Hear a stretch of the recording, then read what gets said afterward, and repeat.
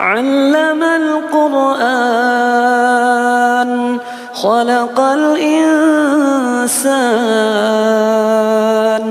علمه البيان الشمس والقمر بحسبان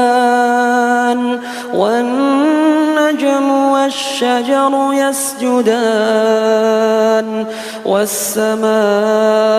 رفعها